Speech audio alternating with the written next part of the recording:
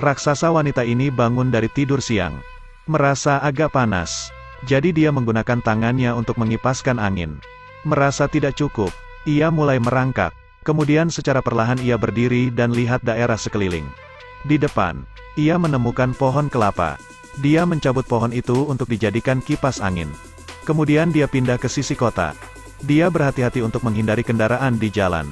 Selama berjalan dia tiba-tiba melemparkan pohon kelapa itu ke tanah. Ternyata dia melihat tangki air dan segera mengambil tangki air itu. Dia menggangkat tangki air itu kemudian ia meminumnya. Tak disangka, tangki air itu habis dengan hanya satu tegukan. Kemudian ia melanjutkan lagi perjalanannya. Melihat jalan di depan ia melangkah untuk melewatinya. Dia bisa dengan mudah pergi ke tempat lain. Ternyata tujuannya adalah pantai. Saat ini ia merasa senang dan mulai bermain air dengan tangan-tangan besarnya. Tiba-tiba, layar menyusut seperti sedang menonton film. Mereka sedang melihat raksasa sedang bersenang-senang di pantai. Tapi ketika dia meniup air, tiba-tiba badai itu masuk ke dalam layar. Badai ini membuat orang tidak bisa membuka mata.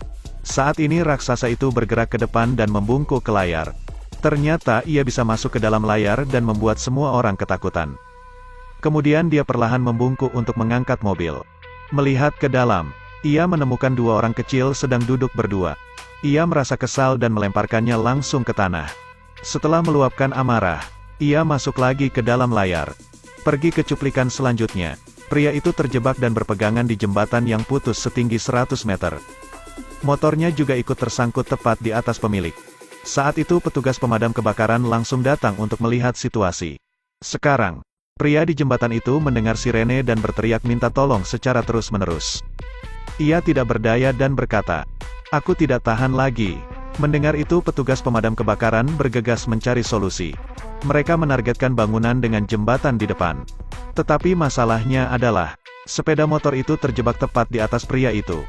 Jika lantai jembatan diturunkan, dengan cepat motor itu akan melindas pemiliknya. Kemudian kapten segera mengambil keputusan bahwa dia akan memanjat jembatan dengan tangan kosong untuk menyelamatkan pria itu. Dia berteriak untuk terus bertahan. Kemudian ia langsung berlari ke tempat tujuan. Ia menaiki jembatan 100 meter dalam garis lurus. Ini tidak mudah. Ini hanya bisa dilakukan petugas pemadam kebakaran yang terlatih secara profesional. Dia mulai mendaki dari sisi lain jembatan. Kemudian secara perlahan mendekati pria itu. Tapi dia terus berkata dia tidak bisa menahannya lagi. Ini membuat kapten grogi. Kapten mempercepat kecepatan gerakan. Setelah ia cukup dekat, dia segera menjatuhkan tali di ranselnya. Setelah semua persiapannya dilakukan, dia perlahan-lahan turun dengan koordinasi rekan satu timnya. Tapi sekarang besi sepeda motor itu suits tidak bisa menahan beban. Motor itu bisa turun kapan saja. Kapten mulai mendekatinya dan berusaha menyelamatkannya. Ketika kapten berada di sampingnya, tiba-tiba besi motornya terlepas. Kapten segera memeluk dan melindungi pria itu. Beruntungnya sepeda motor itu sudah diderek dan diperbaiki. Kapten segera memerintahkan orang-orang untuk segera menurunkannya. Tetapi pengelola jembatan menolak untuk menurunkannya. Ia mengatakan itu karena pengendara sepeda motor tersebut melewati batas kecepatan motornya. Tapi alasan itu membuat petugas pemadam kebakaran sangat marah. "Aku tidak percaya kamu hanya mempermasalahkan kesalahan dan mengabaikan nyawa manusia." Lalu ia langsung mendorongnya ke samping.